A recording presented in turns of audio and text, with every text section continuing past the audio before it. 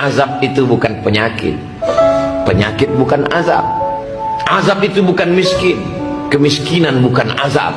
Azab adalah ketika tak merasakan nikmat saat bersujud subhana rabbiyal a'la wa bihamdi.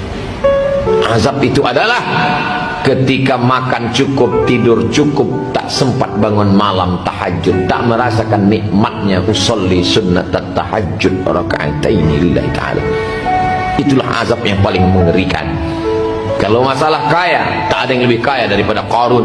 Kalau masalah berkuasa, tak ada yang lebih berkuasa daripada Fir'aun. Jadi kalau orang mengukur kesuksesan pada kaya, yang paling sukses Qarun. Kalau diukur kesuksesan berkuasa, maka tidak ada yang lebih hebat daripada Namrus, daripada Fir'aun. Banyak orang berhasil sholat, tapi tak berhasil menenangkan hati. Banyak orang berhasil zikir, tapi tak berhasil menenangkan hati. Kenapa?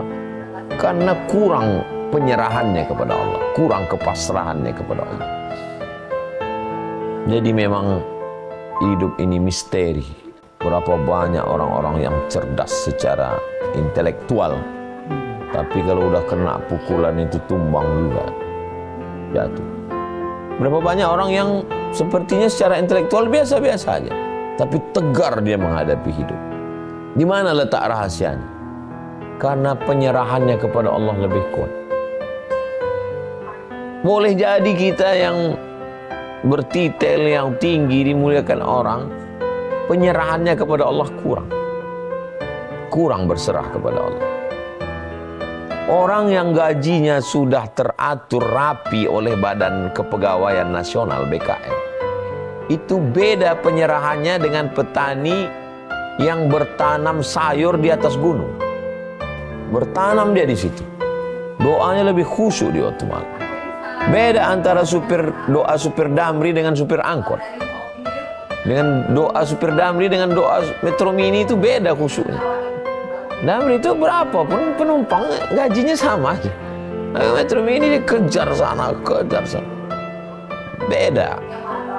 Nah, jadi memang Allah Subhanahu wa ta'ala menguji kita.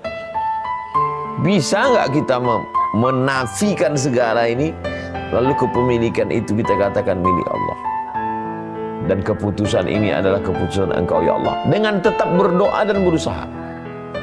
Cerdas. Jika semua sudah tertulis dalam takdir, mengapa aku harus berdoa? Yang pertama, karena Nabi berdoa. Nabi sampai dia saliful aqlam. Pena ini kalau dituliskan ke batu tulis, ini batu tulis, kalau dituliskan kan berbunyi deh, krik krik krik. Nabi waktu Isra Mi'raj itu sampai dia ke saliful aqlam, tempat pena bergeser itu, dan didengarnya bunyi pena itu bergeser waktu Isra Mi'raj. Tapi waktu malam 17 Ramadan, malam Jumat, besok mau perang Badar, berdoa dia sampai subuh. Sorbannya jatuh, dia hembus angin, tak dipedulikannya. Datang Abu Bakar Siddiq menaikkan sorbannya ke tengkuk. Cukuplah itu ya Rasulullah. Nabi yang sudah sampai ke Lauhil Mahfuz menengok tulisan takdir itu, tetap angkat tangan. Ini kau tak berdoa? Sudah tertulis di Lauhil Mahfuz. Nabi kata ikut Nabi. Qul in kuntum tuhibbunallah, kalau memang kau cinta Allah, fattabi'uni, ikuti aku, ikut Nabi. Jadi kalau tanya, kenapa Ustaz berdoa? Karena aku ikut Nabi. Itu alasan yang pertama. Yang kedua, kenapa kita berdoa? Karena kita tak tahu tahap yang ada ditulis di Lauhil Mahfuz. Tak tahu saya apa yang tertulis di Lauhil Mahfuz itu. Apakah hari ini saat keluar rumah saya akan melanggar ayam? Tak tahu saya. Maka saya berdoa kepada Allah, ya Allah, jauhkanlah kami ini daripada melanggar ayam, melanggar anak ayam, melanggar tai ayam. Jangan sampai kami terpijak ayam, terpijak telur ayam, terpijak tai ayam. Bang Umar duluan, beliau mau mengejar pesawat penerbangan. Jumpa lagi Bang. Waalaikumsalam. Doa kita itu kan isinya dua, minta yang baik, minta jauhkan yang buruk kan. Yang baik apa yang akan saya terima hari ini, saya tak tahu. Yang buruk apa yang akan saya terima hari ini pun saya tak tahu. Karena tak tahu, itulah saya meminta. 3. Kalau Ustadz meminta, apakah dirubah Allah takdir itu? Yamhullahu ma yasha wa yusbit. Allah kuasa untuk menghapus Ini takdir. Yang Allah ma yasha, Allah kuasa untuk menghapus. Wa yusbit, Allah kuasa juga untuk membiarkan. Wa indahu ummul kitab, karena dia yang punya kitab itu. Kita serah dia, orang dia yang punya. Kita yang ikut aturan RW, aturan RT, aturan kades, aturan bupati, aturan gubernur. Allah ikut aturan siapa? Tak ada, orang dia yang buat aturan, dia sesuka dia lah. Maka dia disebut dengan fa'alul lima yurid. 4. La yaruddul qada illa du'a. Tidak ada yang bisa merubah takdir kecuali doa. Makanya doa itu lembut sekali. Allahumma inni la as'aluka raddal qada walakin as'aluka lutfa fihi. Ya Allah, aku tidak ingin engkau merubah takdirku. Saking kan halusnya adab dia kepada Allah, tak dia bilang, ya Allah, rubahlah takdirku. Tak. Apa kata dia? Aku tak ingin engkau merubah takdirku, tapi andai engkau takdirkan aku harus jatuh hari ini, biarlah aku jatuh ke tumpukan jerami. Kalau memang kau takdirkan aku hari ini harus jatuh, ya Allah, biarlah aku jatuh. Tapi kalau bisa, jatuhnya ke tumpukan jerami. Saya pernah posting tentang ini beberapa tahun yang lalu. Saya tulis, Allahumma inni la as'aluka raddal qada walakin as'aluka lutfa fi. Ya Allah, aku tak ingin engkau rubah takdir, biarlah macam itu. Tapi kalau kau takdirkan aku harus jatuh hari ini, biarlah aku jatuh dalam tumpukan jerami. Komen di bawah, kalau saya Pak Ustadz jangan jerami, tempat tidur lah Pak Ustadz. Entah apa-apa di bawah. Maha benar netizen dengan segala komennya. Kenapa kita berdoa? Kelima, karena doa adalah ibadah. Umar bin Khattab, ya, kenapa engkau berdoa? Aku tak tahu doaku diterima Allah atau tidak, tapi aku terus berdoa. Kenapa? Karena doa ibadah. Kok kenapa sholat? Nah, sholat ibadah. Aku tak tahu sholat entah diterima atau tidak. Aku pun tak tahu puasaku diterima atau tidak. Itu hak Allah, itu hak prerogatif, itu urusan Allah. Jangan mengukur kebahagiaan dengan benda, karena benda tidak membahagiakan. Kalaulah bahagia itu dengan benda, maka Fir'aun lebih bahagia daripada Musa. Kalaulah bahagia itu dengan jabatan, Namrus lebih bahagia daripada Ibrahim. Kalaulah bahagia itu karena diterima orang, maka Abu Lahab lebih bahagia daripada Nabi Muhammad SAW. Ini kebahagiaan tidak di situ letak. Definisi bahagia itu apa? Definisi bahagia punya mobil, punya rumah, punya duit, sehat. Bahagia bukan itu. Bahagia itu adalah sururul qalbi, tenangnya rasa hati, bimururil qada, ketika takdir Allah terjadi. Jadi bahagia itu adalah ketenangan hati. Bapak pikir, ibu pikir orang-orang yang banyak uang, banyak duit itu bahagia? Belum tentu bahagia. Kebahagiaan itu ada di dalam hati orang yang beriman. Makanya kata Imam Junaid, selalu saya mengutip Imam Junaid, bagaimana dengan orang yang mengaku wali, mengaku orang sudah sampai maqam tajrid? Tajrid artinya nggak ada ikhtiar lagi. Tiga standarnya. Yang pertama, menjauhi perbuatan yang haram walaupun kecil. 2, melakukan perbuatan sunnah walaupun ringan. Yang ketiga, mengambil dunia hanya sekedar untuk memenuhi kebutuhan. Ya. Kalau nanti antum ketemu sama orang ngaku wali kutub utara, kutub selatan, lihat dalam hal 3. Pertama, menjauhi yang haram walaupun kecil. Yang kedua, melakukan sunnah walaupun berat ringan. Yang ketiga, mengambil dunia hanya secukupnya saja. Kalau ada itu pada dia, mungkin dia wali. Itu pun masih kemungkinan, karena yang tahu wali itu cuma wali. Ustadz, pertanyaan dari anak saya kelas 1 SD.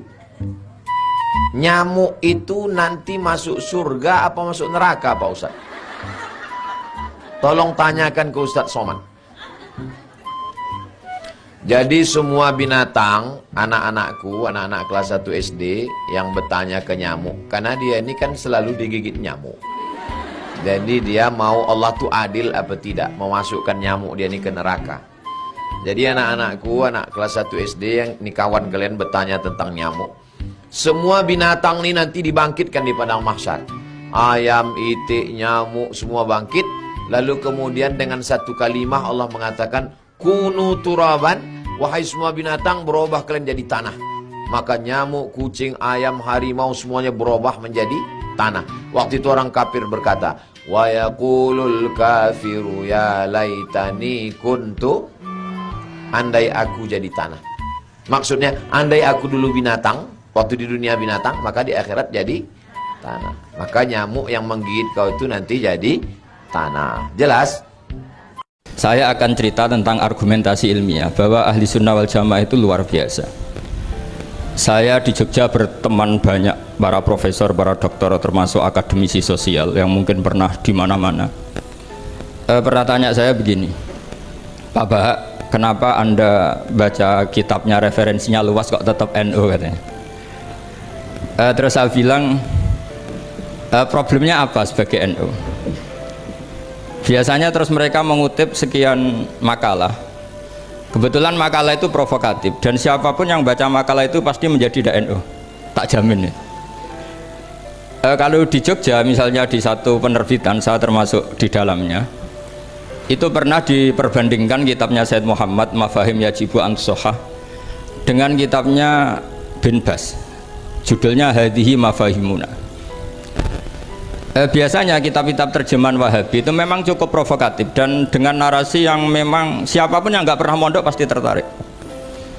Misalnya begini, cerita bid'ah misalnya, iyyakum wa muhdatsatil umur fa inna kulla bid'atin dhalalah wa kulla dhalalatin finnar, misalnya gitu. Wa kulla muhdatsatin bid'ah wa kulla bid'atin dhalalah wa kulla dhalalatin finnar. Ada yang baca wa kullu bid'atin dhalalah wa kullu dhalalatin finnar.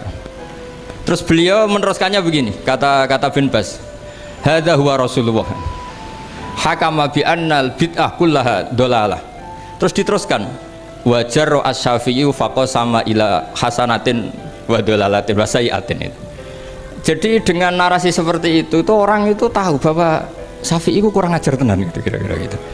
Jadi dia ini Rasulullah yang mengatakan semua bid'ah ini dhalalah, tapi Syafi'i lancang dengan membagi ada dhalalah, ada sayi'ah, ada hasanah, ada sayi'ah. Ini aneh katanya. Wong Rasulullah yang nabi saja bilang satu semuanya dhalalah, kok dia bilang dua gitu. Diredaksikan Jaro'a, kira-kira makna sedannya yang lama atau berani. Sehingga orang mesti tanya, kenapa sih tidak ikut Rasulullah saja? Tapi ini satu ilmu, setidaknya ilmu perdebatan, bukan ilmu hakiki, karena kita tidak tahu yang diridhani Allah yang mana. Tapi kemudian Said Muhammad dalam kitab Abu Abdul Faros, juga dalam kitab-kitab beliau menyanggah itu dengan mengatakan, jika makna bid'ah adalah yang nggak pernah dilakukan Rasulullah, itu salah besar. Terus beliau cerita sekian hal, termasuk yang diceritakan adalah ada seorang sahabat ketika sholat dengan Rasulullah tidak pakai doa mainstream, yaitu ketika itidal sahabat tadi bilang alhamdulillah hamdan katsiran thayyiban mubarakan fih. Setelah itu setelah Nabi habis sholat tanya ayyukumul qail, siapa tadi yang melafadzkan itu? Semua sahabat diam karena takut disalahkan. Tapi apa yang dikatakan Nabi? Tidak, saya tidak akan menyalahkan. Saya tadi melihat isna asyara malakan, saya tadi melihat 12 malaikat yabtadirunaha ayyuhum yaktubu awwalu. Semuanya itu bergegas siapa yang nulis awal. Terus kata sahabat tadi, ha anadha ya Rasulullah. Padahal ini satu kalimat yang bahkan Rasulullah tidak mengajarkan, dan Rasulullah bahkan iskal kenapa ada kalimat itu, tapi toh dibenarkan oleh Allah dan Rasul. Cerita Said Muhammad kedua adalah ada sahabat setiap ngimami itu main kulhu. Wah, ngimami apa saja main kulhu. Singkat cerita makmumnya itu gerutu, ini orang kok main kulhu terus ini. Setelah dilaporkan ke Rasulullah, ditanya sama Rasulullah, kenapa kamu main kulhu? Ini dilaporkan ke saya. Kata si musolli tadi, imam tadi, li annaha sifatur rahman, karena dalam surat itu semua sifatnya Allah, maka fa'ana uhibbuha, saya senang itu. Apa kata Rasulullah? Saya disuruh bilang Allah ke kamu bahwa Allah mencintai kamu karena kamu mencintai kulhu. Terus keterusan sampai sekarang itu orang-orang NU baca kulhu terus itu, karena sekali baca idza samsu kuwirat mesti keponting gitu. Tapi artinya itu dibenarkan Rasulullah min ghairi sabqi ta'limin minhu, tanpa ada pelajaran dari beliau. Runtuhlah teori bid'ah bahwa bid'ah adalah semua yang nggak pernah dilakukan Nabi, diajarkan Nabi. Nyatanya beberapa kali Nabi membenarkan sesuatu yang belum pernah diajarkan oleh beliau. Masalahnya adalah tidak semua orang baca kitabnya Said Muhammad atau baca tidak paham. Nah, sementara kitab Hadihi Mafahimuna itu diterbitkan secara masif oleh pemerintahan Arab Saudi dan ada terjemahnya lagi, sehingga yang nggak bisa Arabnya bisa terjemahnya. Dengan narasi tadi bahwa Imam Syafi'i dibenturkan Rasulullah itu kan mesti kalah. redaksinya itu jaro'ah itu wani pakai hamzah. Terus kedua, saya ingin cerita dan saya tidak bosan-bosan cerita ini sampai mati, saya tidak akan bosan-bosan.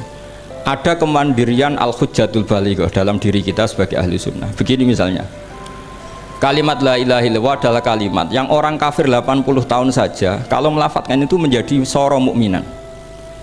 Lah ini kita tahlil yang sudah muslim hanya karena kalimat thayyibah justru menjadi kafir. Ini kan madzhab aneh. Yang kafir puluhan tahun iyan tahu yughfar lahum ma qad salaf bihadil kalimah. Ini kita karena tahlilan sampai nyekel patok menjadi kafir juga karena la ilaha illallah. Ini aneh. Jadi kalimatun sing yakunu bihal kafiru musliman menjadi kalimatun yakunul mukminu biha kafirun. Ini kan kaidah yang aneh. Nah, saya ingin kalau ahli sunnah yang seperti ini sudah mandiri, sudah sehat, ya baguslah seperti itu. Terus yang terakhir, kenapa ditambahi an-nahdiyah? Ya seperti yang dikatakan moderator tadi. Di terminologi internasional itu kalau ahli sunnah pokoknya yang tidak sabus sahabat ahli sunnah, sehingga Wahabi, Muhammadiyah, Ikhwan semuanya ahli sunnah wal jamaah. Karena kalau di media internasional asal tidak Syiah itu ahli sunnah, hanya itu aja perbandingannya. Kalau ikramus sahabah ya ahli sunnah, kalau sabus sahabah ya Syiah. Problemnya adalah kita tidak ikut kelompok besar ahli sunnah yang mainstream di internasional karena mereka anti wasilah, anti tahlil, sehingga terus Indonesia bilang ditambahi ahli sunnah wal jamaah an-nahdiyah.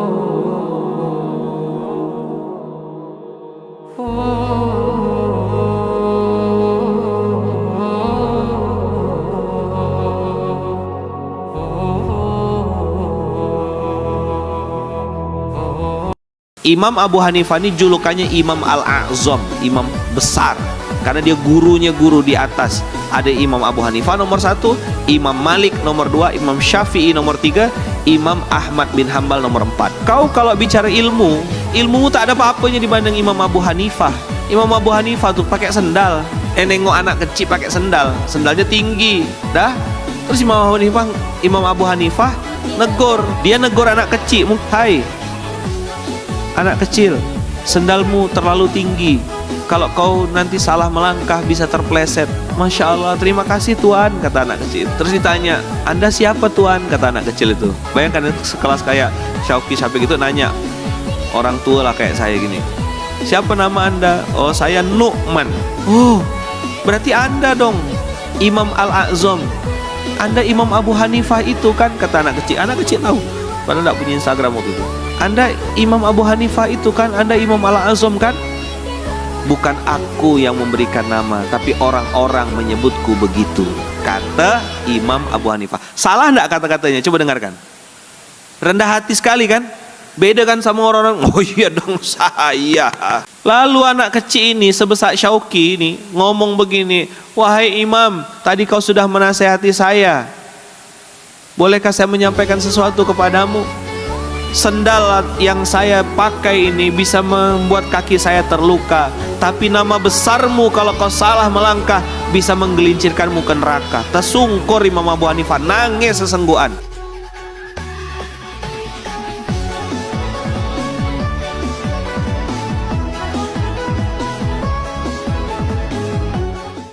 Ngobrollah dengan orang yang membangkitkan semangat kita, jangan ngobrol sama orang yang menjatuhkan semangat kita. Saya kalau ngomong sama orang 5 menit, ngomongnya itu menjatuhkan semangat, saya tinggalin. Tuh apa ngomong sama dia? Saya mau ngomong sama orang yang membangkitkan semangat, yang membuka cakrawala berpikir, yang mengangkat saya dari keterpurukan.